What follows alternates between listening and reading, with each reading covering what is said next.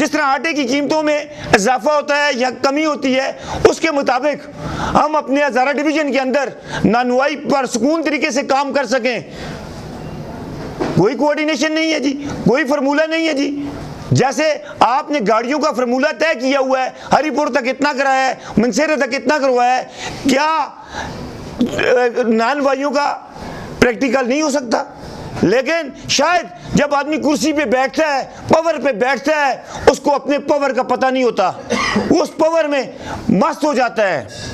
और यही बात मैं गंडापुर साहब से भी कहता हूँ, गंडापुर साहब, आपने कभी बैठ के तंदूर पे रोटियां नहीं पकाई, आपको एहसास नहीं है। ये तो पंजाब ने आटा सस्ता किया जिसके ऊपर आप सियासत चमका रहे हैं। ये तो पंजाब ने आटा सस्ता किया है जिसके ऊपर आप सियासत चमका रहे हैं। आपकी अपनी काबिलियत तो कुछ भी नहीं है।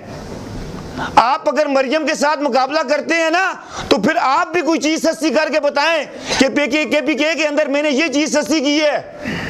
ये तो पंजाब से आटा आया हुआ सस्ता, और उसके ऊपर आप अपने केपीके की सियासत कर रहे हैं। आप पहले देखे थे सही, आपका जो लीडर है उसका विजन क्या है? उसका विजन ये है कि आज एक तंदूर वाला बैठ के प्रेस कॉन्फ्रेंस कर रहा है। अगर वो अपनी कौम को किसी के आगे झुकने नहीं देता, तो क्या ये बशीर भट्ट अपनी कौम, अपनी ननवाइयों को आपके आगे झुकाए?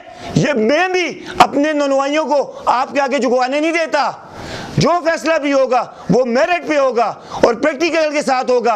अगर आपका लीडर उस वक्त कह सकता था एब्सोल्युटली नॉट, और ये शऊर उसने दिया, और मैं भी ये कहता हूँ एब्सोल्युटली नॉट, एब्सोल्युटली नॉट। हम कोई गुलाम नहीं है, हम कोई गुलाम नहीं है कि जो ऊपर से आए निकनामा। ये तो सुबह पता चलेगा जब हम दमादम मस्त कलंदर करेंगे। खुदा की कसम, आप जैसे अपनी कौम के लिए जीते हैं, हम भी अपनी कौम के लिए जीते हैं। हम भी मरना जानते हैं, हम भी कटना जानते हैं, इंशाअल्लाह हमें भी कटना आता है।